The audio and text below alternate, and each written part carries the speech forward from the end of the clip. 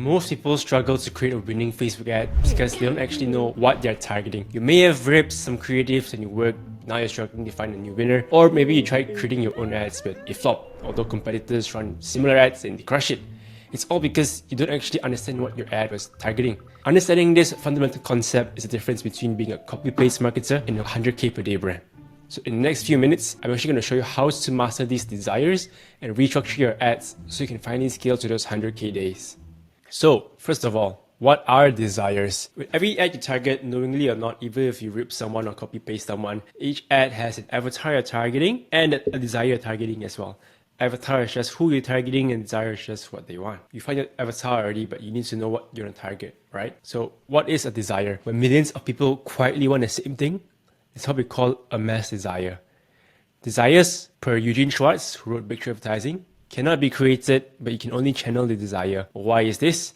For someone to want, I don't know, Dubai chocolate labubu, you need to be able to create trends, which is, as marketers, it's very hard for us to do unless you have huge amounts of budget and be able to do propaganda. At that point, yeah, sure, you're the US government, do what you want. For us as marketers, especially on Facebook ads, we do not have the ability to reach hundreds of millions of people to convince them to do something. Therefore, we can only channel an existing desire onto your product. Let's say you want to lose weight. I cannot convince you need to lose weight or not. People already know that. So I'm instead going to just convince you that how are you going to lose weight? Through my product. That's channeling desires. And not all desires are created equal. Some are weaker and some are stronger. So in this video, it's going to be a bit more theory. In the end, I'll teach you guys how to actually apply it. It's going more in-depth into what actually are desires. How do you find them? And how do you actually target exactly what people want in your ad so they buy? So first of all, desires are split into two parts. The first one we call instinctual desires. So what people will always want and what they will continue to want as long as it exists. Basically your human nature, your instincts. For example, Mr. Caveman and Mr. Modern Day both want to attract opposite sex. It's human nature, although it's 300,000 years difference. So we broke it down into 6 instinctual desires. Many people will have different definitions. Some people will have 3, some have 4, some have 6. We have 6. You can target either one of these in your ads. I'll explain what they are first. At the end of the video, give you guys examples of why you need to do this and how it works. The first one obviously is health. Needing to survive, staying healthy. Sex as in being more attracted to the opposite sex. Reproduction, as human nature is.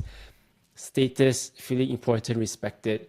Belonging, fitting in, having friends. Control, predict outcomes, stay in charge, have power, and comfort is just to avoid pain. Besides instinctual desires, there's also a second part to this. There's mass technological problems. Why do we need to know this? Let's say more solution-aware messaging.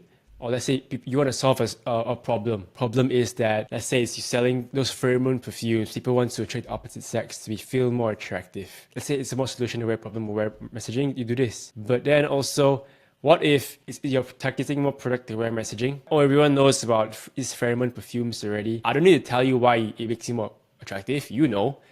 I'm just going to tell you what's the best one. So what is the current problem you're having with yours and how does mine solve that problem? First of all, what is technological problems?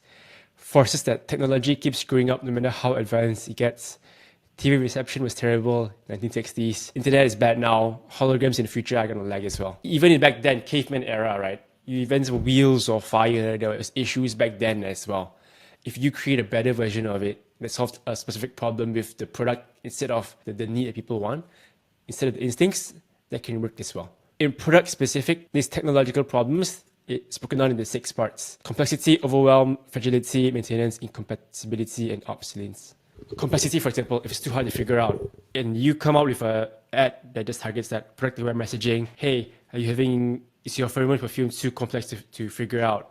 Well, ours is better because whatever reason. You met them at the emotion, you met them at the stage of awareness, and you met them at what they want, exactly they want. Same thing, overwhelm, too confusing to use, fragile, just fragile, maintenance, constant upkeep, incompatibility doesn't work, obsolescence just gets outdated. So the last part of the theory, now you understand that humans actually want to solve these other 2 things. Each ad can either solve a problem with the product or a more instinctual desire. So what you need to understand as well is for these desires you have, They never go away, of course, and neither do the frustrations of technological problems. While those forces stay permanent, the way people try to fulfill them does change. So what do I mean by that? Obviously, people always want to look more attractive since many, many years ago, but the way people get there is very different. For example, beauty standards have changed a lot, which is a force of change. If you want to look like beautiful to attract opposite sex many hundred years ago, maybe that's being fat.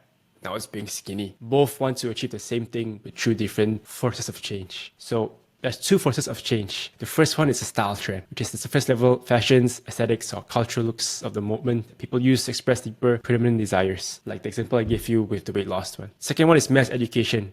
And society learns and how it reshapes how people chase the same urges. Let's say this one, for example. Posting a Snapchat story for one specific person to see is the modern day equivalent of Gatsby hosting elaborate parties in hopes that Daisy attends. The want, desire is the same, the force of change, how it's achieved, is different. We've learned all this theory now. How do we actually put it together? What's important? Alright, so we've learned the theory. How do we actually put it together? So as you know, out of these 12 desires over here, which 6 are instinctual and 6 are mass technological problems, they need to be accompanied by one force of change. So choose one out of these 12 and choose one force of change that determines your ad/headline. How do you put it together?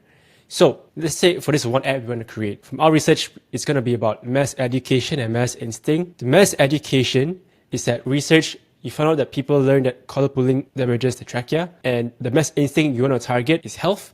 Health not for yourself, but for the people you care about or love as well, can be for other people, is to keep your dog safe. These ads here are just examples, not the exact ones we used.